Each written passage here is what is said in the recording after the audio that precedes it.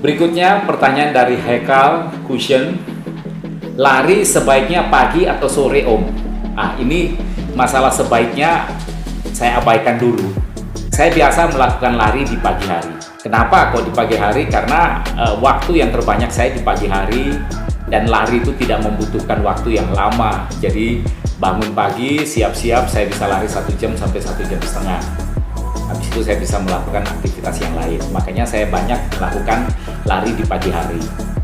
Tetapi di dalam mempersiapkan satu event olahraga, contohnya Ironman 140.6, itu saya lakukan lari di sore hari, karena ini bagian dari konsisten dalam endurance, dalam mempertahankan endurance.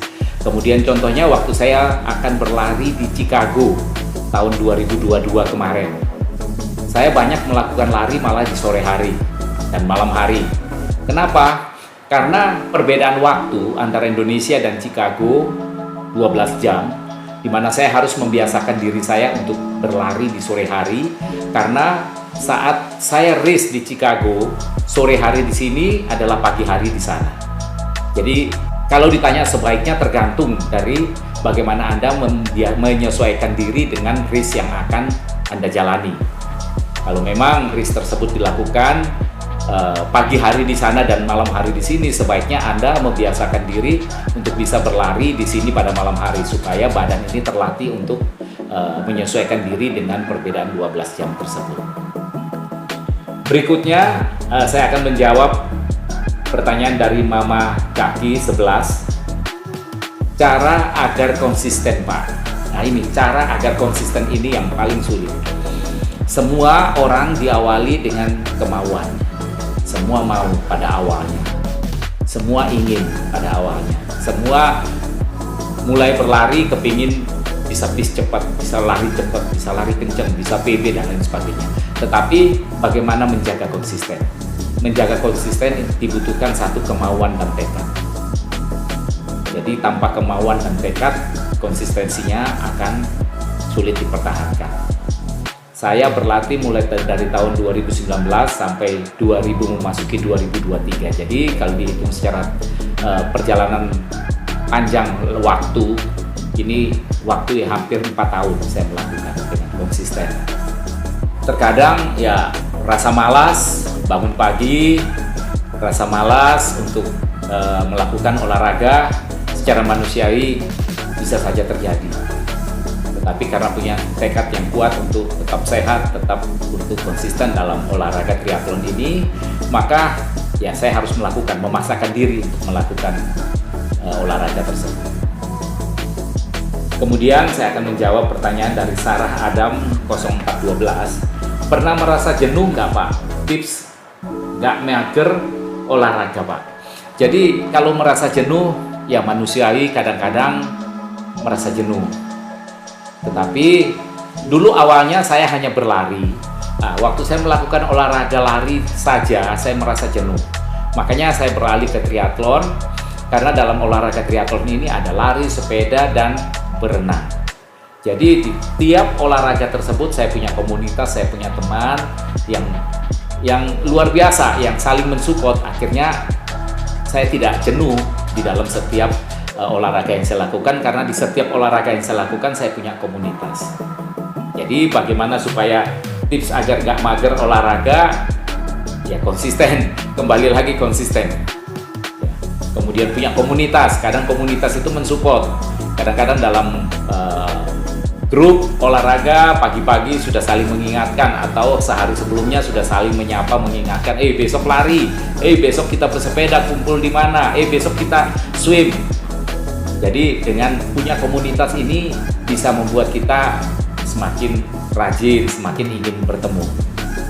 Berikutnya saya akan menjawab untuk pertanyaan dari Horman Graf. Bagaimana bisa sekuat itu power dan endurance-nya? Jadi bagaimana bisa sekuat itu power dan endurance-nya? Tidak ada kata lain hanya dengan berlatih. Berlatih pun bukan hanya sekedar berlatih, tetapi diperlukan program latihan yang baik, program latihan yang benar, sehingga ada data yang dipakai untuk membangun endurance tersebut. Bukan hanya kira-kira atau bukan hanya dengan perasaan, tetapi ada batasan, ada ukuran yang secara real yang bisa kita lihat, yang kita bisa pelajarin. Jadi kalau kita hanya berlatih asal-asalan tanpa satu program yang baik, program yang benar, maka atlet tersebut akan capek dengan sendirinya, karena di setiap olahraga tersebut kalau tanpa program yang baik dan benar akan terjadi setiap melakukan swim, setiap melakukan bersepeda, setiap melakukan berenang, Anda akan kepingin sebaik-baiknya. Akhirnya recovery-nya nggak dapet. Nah, sedangkan membangun endurance yang tidak bisa dipisahkan adalah recovery. Jadi recovery istirahat untuk membangun endurance dari hari ke hari. Memang membangun endurance tidak semudah membangun sesuatu. Membangun endurance butuh kesabaran, butuh waktu, butuh pengorbanan.